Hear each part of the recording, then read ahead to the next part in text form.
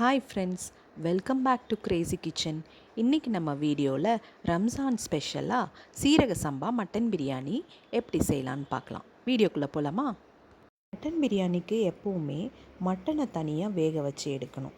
அதுக்காக ஒரு குக்கரில் மட்டன் சேர்த்துக்கிறேன். கூடவே 1 கப் அளவுக்கு தண்ணி, 1 ஸ்பூன் மஞ்சத்தூள், 1 ஸ்பூன் இஞ்சி பூண்டு பேஸ்ட், 1 ஸ்பூன் அளவுக்கு கரம் மசாலா, 1 ஸ்பூன் உப்பு நல்லா கலந்து விட்டு குக்கரை ஒரு 5-6 விசில் வச்சு இறக்கிக்கலாம். இப்போது நான் 1 கப் ஜீரக சம்பா ரைஸ் எடுத்துக்கிறேன். அதை ஒரு 1/2 ஹவருக்கு ஊற வச்சுக்கணும்.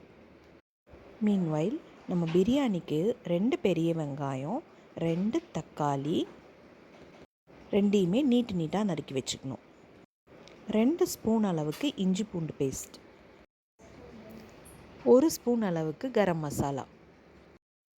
இது கூடவே நான் அரைக்கிறதுக்காக வாஷ் பண்ண கொத்தமல்லி 1 கைப்பிடி, புதினா 1 கைப்பிடி, ஒரே ஒரு பச்சை மிளகா காரத்துக்காக, ஒரு 1/2 கப் அளவுக்கு தயிர், கொத்தமல்லி, புதினா, ஒரே ஒரு பச்சை மிளகா, இது 3த்தையும் நல்லா நைஸாக அரைச்சி எடுத்துக்கலாம்.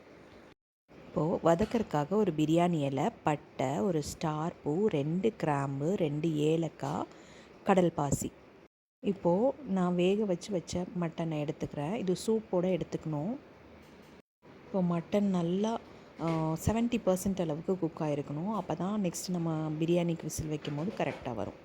இப்போ அதே குக்கரில் ஒரு 50 கிராம் அளவுக்கு ரிஃபைண்ட் ஆயில், அதில் நம்ம வதக்கிறக்குன்னு சொல்லியிருப்பேன் இல்லையா ஐட்டம்ஸ், அது எல்லாமே ஒவ்வொன்றா தனித்தனியாக சேர்த்து வதக்கிக்கணும்.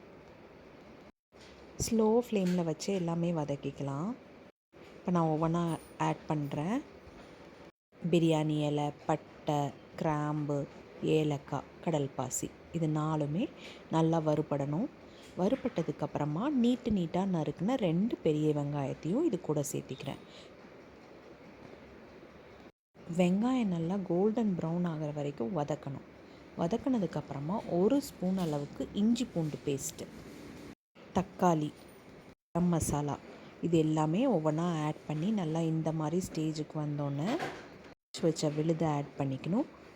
ஒரு 1/2 கப் தயிர், 1 ஸ்பூன் உப்பு, எல்லாமே நல்லா மிக்ஸ் ஆகி எண்ணெய் பிரிந்து வர அளவுக்கு நம்ம வதக்கணும்.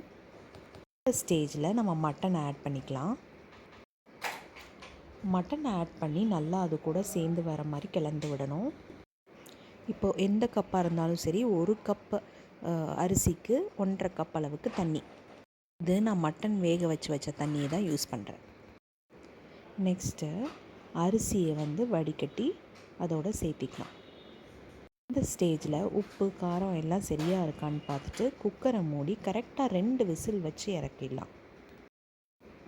இப்போது நல்லா ஆற விட்டதுக்கப்புறமா இப்போ பாருங்கள், ஓப்பன் பண்ணி பார்க்கலாம். ரைஸ் உடையாமல் சூப்பராக உதிரியாக வந்திருக்கு. இந்த ஸ்டேஜில் 1/2 லெமன் ஊற்றி 2 ஸ்பூன் நெய், ஒரு கிளறி எடுத்துட்டிங்கன்னா சூப்பரான ஜீரக சம்பா பிரியாணி ரெடி.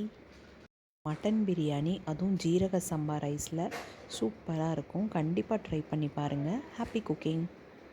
கண்டிப்பாக எல்லோரும் லைக் பண்ணுங்கள், ஷேர் பண்ணுங்கள், சப்ஸ்கிரைப் பண்ணுங்கள்.